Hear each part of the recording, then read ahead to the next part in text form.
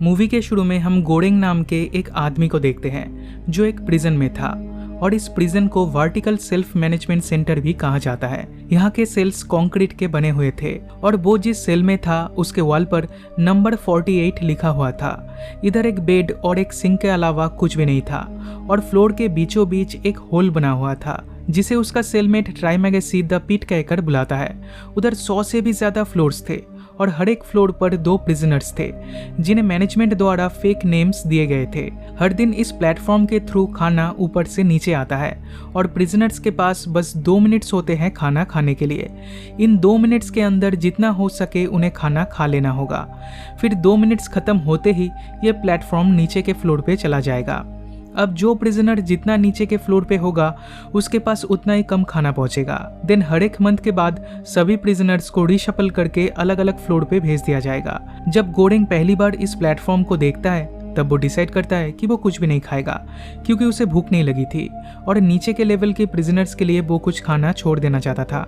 लेकिन ट्राइमेगेसी जितना हो सके खाना खा लेता है, फिर टेबल के ऊपर थूक देता है और कहता है शायद ऊपर के फ्लोर के प्रिजनर्स भी ऐसा ही करते हैं, इसलिए उसने भी ऐसा किया। गोरेंग यहाँ से एक एप्पल रख देता है ताकि वो इसे बाद में खा सके, लेकिन प्लेटफॉर्म नीचे जाते ही ये सेल एक्सट्रीमली हॉट होने लगता है। दरअसल उनके पास कुछ भी खाना रखने से मना किया गया था, तो गोरेंग को इस एप्पल को फेंकना होगा, नहीं तो ये सेल इतना गर्म हो जाएगा जिससे उन दोनों की मौत हो जाएगी। ये सब देखकर गोरेंग को उस इंटरव्यू के बारे में याद आता है जो इधर एंटर होने से पहले उससे लिया गया था और उसे कॉन्ट्रैक्ट पे भी साइन करवाया गया था, जिसके चलते वो यहाँ से तब तक नहीं जा सकता जब तक न उसका टाइम ऑफ पीरियड खत्म हो जाए। हर एक प्रिजनर को कोई भी एक आइटम अपने साथ ले आने का परमिशन दिया गया था, तो उसने एक बुक ले आया था। गोरेंग इधर खुद से ही आया था और वो इधर 6 महीने तक रहेगा। अगले दिन गोरेंग फिर से खाना खाने से मना कर देता है। तब ट्राइमेगेसी कहता है 48th फ्लोर पे रहने का कोई भी फायदा तुम नहीं ले पाए। दिन गोरेंग पूछता है तुम इधर कैसे आए थे?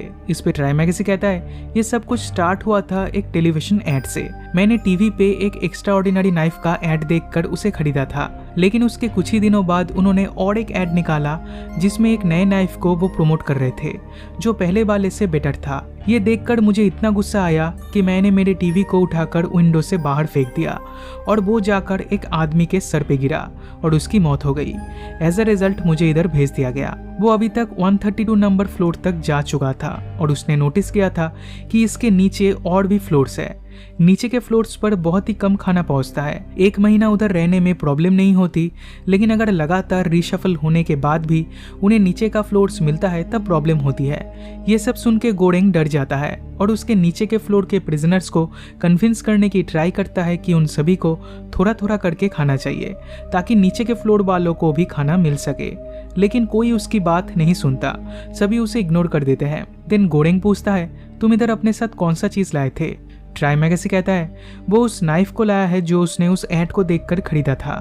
अगली बार जब प्लेटफॉर्म आता है तब गोरेंग फाइनली खाना स्टार्ट कर देता है। फिर देखता है ऊपर के फ्लोर से एक प्रिजनर होल के थ्रू नीचे गिर गया। ये देखकर वो शॉक्ड हो जाता है, लेकिन ट्राइमेगेसी कहता है ये यहाँ पे नॉर्मल है और कोई इसके बारे में कुछ भी नहीं कर सकता। ट्राइमेगेसी जिस भी फ्लोर पे था सबके बारे में गोरेंग को बताता है और वो ये भी मेंशन करता है कि अगले महीने भी वो लोग एक ही साथ एक ही सेल में रहेंगे। तब गोरेंग रियलाइज करता है रिशफल होने के बाद सभी सेलमेट्स को एक ही साथ रखा जाता है और जब ट्राइमेगेसी नीचे के फ्लोर पे था उसे ठीक से खाना नहीं मिलता था और उसने अपनी भूख मिटाने के लिए अपने सेलमेट को ही खा लिया था। अगले दिन प्लेटफॉर्म जब नीचे आता है तब मिहारू उसके ऊपर बैठी थी। गोरेंग देखता है मिहारू इंजर्ड है, पर ट्राइमेगेसी उसे इग्नोर करने के लिए कहता है। मिहारू महीने में एक बार इस होल के थ्रू नीचे आती है अपनी मिसिंग बेटी को ढूंढने और वो अपने सारे सेलमेट्स को मार देती है ताकि अगली बार वो एज अ सेलमेट अपनी बेटी को पा सके। गोरेंग ने जिस आदमी को कुछ दिन पहले उस होल से नीचे गिरते हुए देखा था शायद वो मिहारू का सेलमेट था और मिहारू ने ही उसे मारा था। ट्राइमेगेसी कहता है मिहारू की तरह उसने कभी किसी को नहीं मारा, वो बस उन बॉडीज को खाता है जो उसके सेल में आकर गिरता है। फिर जब ये प्लेटफॉर्म नीचे के फ्लोर पे जाता है तब वहाँ के प्रिजनर्स मिहारू का फायदा उठाना चाहते हैं। ये देखकर गोरेंग चिल्लाता है और मिहारू को छोड़ देने बोलता है, लेकिन इसकी जरूरत नहीं थी। क्योंकि मिहारू इन दोनों को मारकर प्लेटफॉर्म में वापस आकर बैठ जाती है। अब ये महीना खत्म होते ही सारे प्रिजनर्स को स्लीपिंग गैस की मदद से सुला दिया जाता है, फिर उन्हें रीशफल कर दिया जाता है। देन गोरेंग की जब नींद खुलती है तब वो खुद को अपने बेड के साथ बंधा हुआ पाता है और वो फ्लोर नंबर 171 में था। ट्राइमेगसी कहता है, मैंने तुम्हें बांधा है क्योंकि तुम मुझसे यंगर और स्ट्रॉन्गर हो, तो बिना खाना खाए तुम कुछ दिन सरवाइव कर सकते हो। तभी ऊपर के फ्लोर से बाकी प्रिजनर्स की चीखने की आवाज सुनाई देती है। दरअसल नए फ्लोर्स में आके ये उनका रिएक्शन था। फिर कुछ देर बाद जब प्लेटफॉर्म नीचे आता है तब उसमें जरा सा भी खाना नहीं बचा था। अब इस तरह से 8 दिन गुजर जाते हैं। ट्राइमेगसी कहता है अब वो दिन आ चुका है जब उसे गोरेंग को खाना होगा।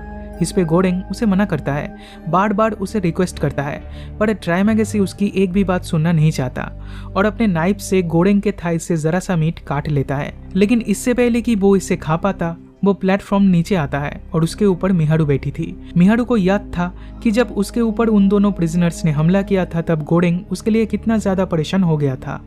इसलिए मिहारू ट्राइमेगसी के ऊपर हमला करती है और उससे उसका नाइफ छीन लेती है। फिर वो गोरेंग को छुड़ाती है और उसे वो नाइफ हैंड ओवर कर देती है। तब गोरेंग ट्राइमेगसी को खत्म कर देता है और खुद बेहोश हो जाता है। कुछ देर बाद जब उसे होश आता है तब वो अपने बेड पर था। मिहारू ने बेडशीट से उसके पैर में बैंडेज कर दिया था और वो अब ट्राइमेगसी को खा रही थी। वो थोड़ा सा मीट गोरेंग को देती है। गोरेंग पहले हेजिटेट करता है लेकिन बाद में इसे एक्सेप्ट करता है। फिर मिहारू उसे थोड़ा पानी देती है। देन उसे बिना कुछ कहे इस प्लेटफॉर्म में बैठकर नीचे चली जाती है। इस तरह से कुछ और दिन गुजर जाते हैं। दिन जब ये महीना खत्म हो जाता है तब गैस की मदद से सभी प्रिजनर्स को सुला दिया जाता है और फिर से उन्हें रीशफल कर दिया जाता है। और इस बार उसकी सेलमेट थी इमोगियोरी, जो औरत प्रिजन में आते टाइम उसका इंटरव्यू ली थी।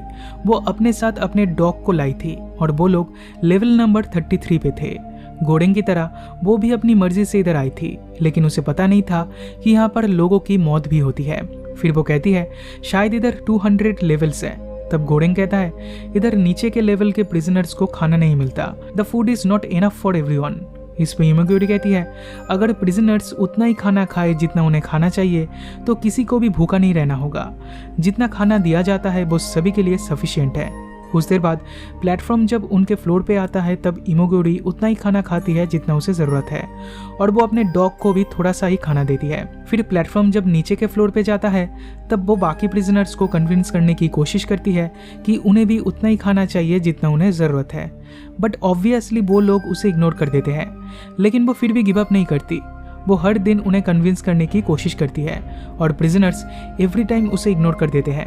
इसके 2 हफ्ते बाद गोरेंग फाइनली उसे देखकर इरिटेट हो जाता है और प्रिजनर्स को थ्रेट करते हुए कहता है अगर उन्होंने इमोगियोरी की इंस्ट्रक्शंस फॉलो नहीं की तो गोरेंग हर दिन खाने के ऊपर टॉयलेट कर देगा और यही खाना उन्हें खाना पड़ेगा।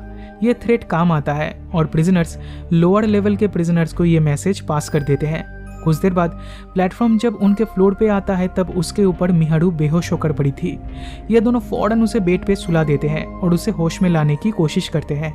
इसी दौरान उनका डॉग थोड़ा सा खाना खा लेता है, पर जैसे ही प्लेटफॉर्म नीचे जाता है ये सेल एक्सट्रीमली कोल्ड होने लगता है। गोरेंग नोटिस करता है उस डॉग के पास अभी भी थोड़ा सा खाना बचा है, तो वो फौरन उस खाने को नीचे फेंक देता है, नहीं तो रूल ब्रेक करने से ये लोग मारे जाते। देन गोरेंग अपना बेड मिहारू के लिए छोड़ देता है और खुद फ्लोर पे सो जाता है। कुछ देर बाद ये दोनों लड़कियां फाइट करने लगती है और उसकी आवाज सुनकर गोरेंग जाग जाता है। दरअसल मिहारू ने उस डॉग को काट कर खा लिया था। अगले दिन वो बिना कुछ कहे प्लेटफॉर्म में बैठकर नीचे चली जाती है। गोरेंग कहता है मिहारू अपनी बेटी को ढूंढ रही है, पर इमोगियोरी कहती है ऐसा तो बिल्कुल भी नहीं है। वो इधर 10 महीने पहले अकेली आई थी। वो एक एक्ट्रेस थी और उसकी कोई फैमिली नहीं थी। गोरेंग की तरह वो भी खुद से ही इधर आई थी। इमोगियोरी को कैंसर है। जब उसे पता चला वो इससे रिकवर नहीं कर पाएगी तब वो खुद से ही इस प्रिजन में आ गई, ये सोचकर कि वो इधर कुछ चेंजेस ला सकती है। अब ये उनका फ्लोर नंबर 33 पे लास्ट डे था।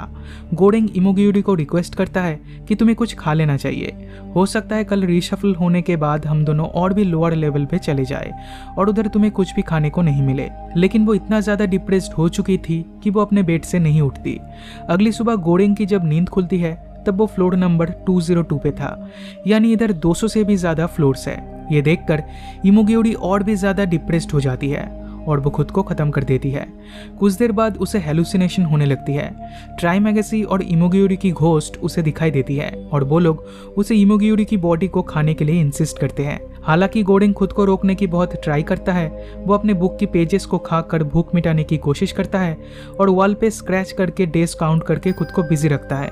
लेकिन फाइनली वो दिन आ ही जाता है जब वो अपनी भूख को कंट्रोल नहीं कर पाता और इमोगियोरी की बॉडी को खाने लगता है। फिर रीशफल होने के बाद वो फ्लोर नंबर 6 पे आ जाता है और इस बार उसका सेलमेट था बाहरट नाम का एक आदमी। वो एज अ आइटम अपने साथ एक रस्सी ले आया था। वो बहुत ही एक्साइटेड था क्योंकि उसे लगता है इस रस्सी से क्लाइंब करते हुए वो बिल्डिंग के टॉप तक पहुंच जाएगा और वहां से भाग जाएगा। इसलिए लेवल 5 के प्रिजनर्स से वो रिक्वेस्ट करता है। पहले तो वो लोग उसे टीज करते हैं लेकिन फाइनली उसे हेल्प करने के लिए तैयार हो जाते हैं।